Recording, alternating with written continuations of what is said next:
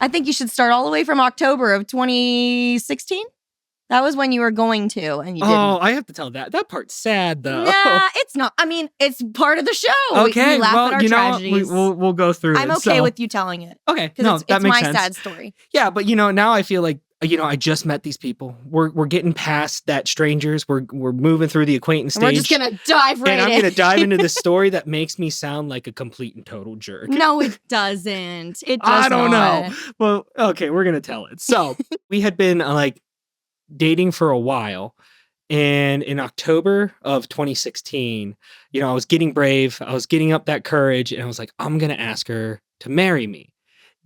And I had the bright idea because I am anxious and I don't want to do anything wrong. I'm like, hey, Lauren, do you want to go to the jeweler's with me?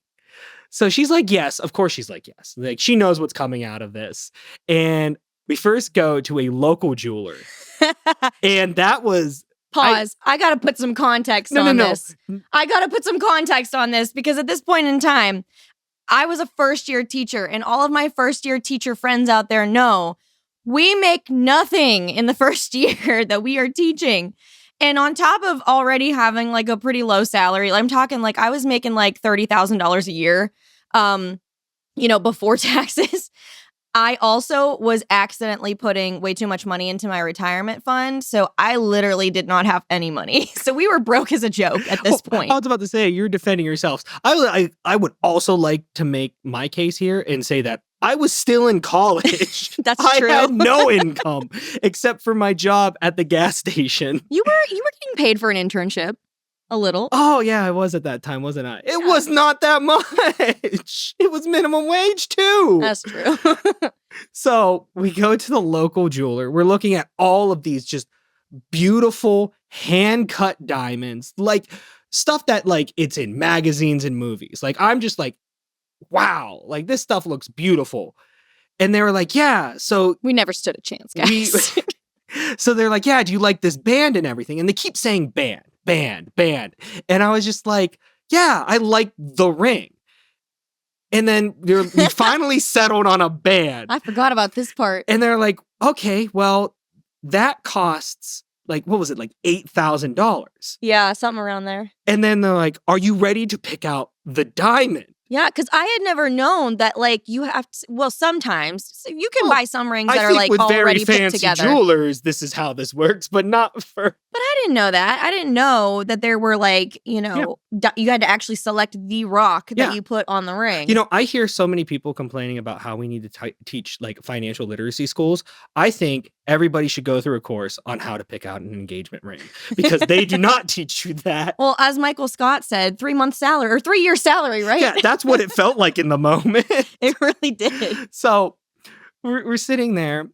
They say, oh, well, now it's time to pick out the diamond. And I was like, wait, I thought we picked out the ring. And I'm like, no, now you get the honor of choosing your beautiful diamond that's going to cost you another $8,000. No, you're forgetting. Wait, I'm forgetting something? They literally went into a safe. Well, yeah. And they brought out this first bag of diamonds, which was the normal average, everyday person is going to pick this bag of diamonds. Yeah. And then they brought out the Leo Select line. Yes. And it was this, they brought out this giant case, and this rock, I'm telling you, was do you remember 3 carats. They had the security guard come over too, because they had a security person in the store, and he came over when they brought that over. But they don't tell you the price or anything. No. So they just walk it over and they put it on your hand and make you all excited and happy about your ring and stuff. And then they go. And then they use scientific terms. It's there are no inclusions. This is an EFD level 2 grade 37 diamond. And I'm sitting there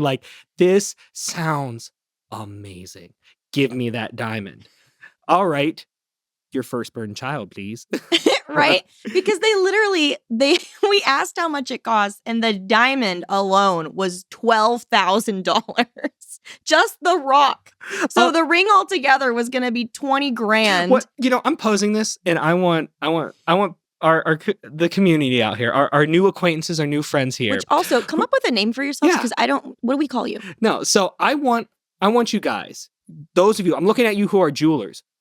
Like, come on, is this a game to you? Like, I want to know because I looked like a college kid. I had scraggly long hair. I was in a band tee and ripped jeans and just destroyed Vans. You knew I didn't have like 40 grand for a ring. Listen, you could have like Pretty Womaned them and been like, gone in your band tee and your ripped jeans, and then what if they, judged you based on how you looked and didn't sell you that diamond, and then you walked out of the store and were like, big mistake, huge.